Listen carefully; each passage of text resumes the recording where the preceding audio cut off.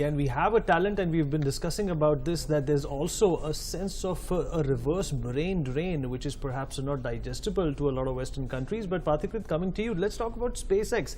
Elon Musk is known a bit, of a guy who's basically very impetuous. He's taking decisions based on his instincts, but he's already started making spacecrafts which can carry cargo and people to Mars. So definitely, if Elon Musk and Richard Branson and Jeff Bezos and including Deepika Padukone, if they can see the prospects of a space industry going from this level to the next level, there has to be, no pun intended, some metal to it.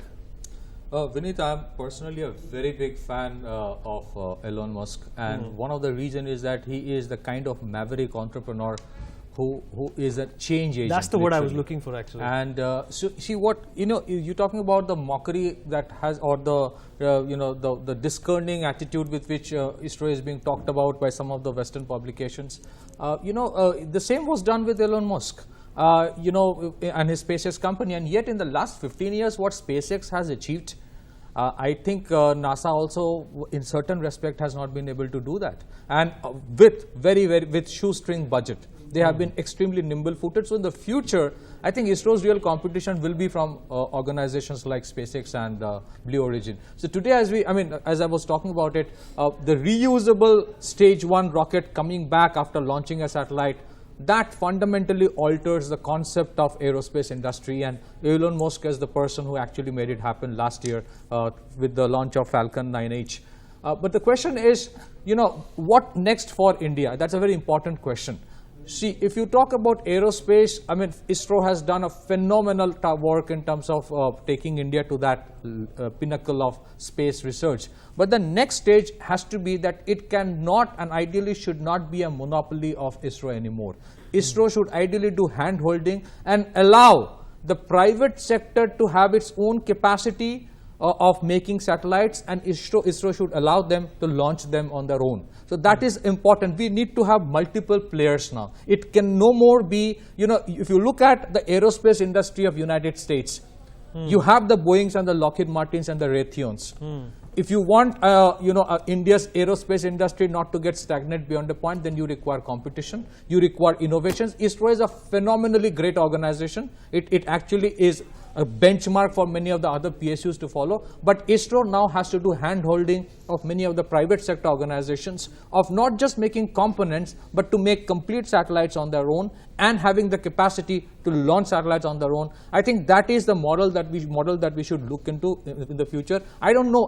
I would love to see in the next 10-15 years Tata's having their own satellites being launched, Mahindra's or the Reliance, launching their own satellites, and that's how the innovation works. For example, what Elon Musk is looking at, probably in the next 15-20 years, traveling by air would be fundamentally altered in terms of the plane being replaced by a rocket. We are sitting in a rocket and it takes probably say 10-15 minutes time to travel from Tokyo to New York, and that is what is important. So his concept of reusable launch rockets coming back, that's fundamentally alters, and this is a great opportunity for India for one particular reason, Vineet. On several occasions in the past, in spite of having the capacity and resources, we missed the bus. How did we do that? This is the time we should not allow the bus to be missed. Allow the sector to expand. Do not keep it a monopoly of ISRO alone. We kept defense industry a monopoly of some of the defense PSUs. Today we end up importing 70% of our defense requirement from abroad. Absolutely. Today we are talking about allowing it to open it to the private sector. Allow the entrepreneurial minds. One person is sitting here, these young minds have ideas.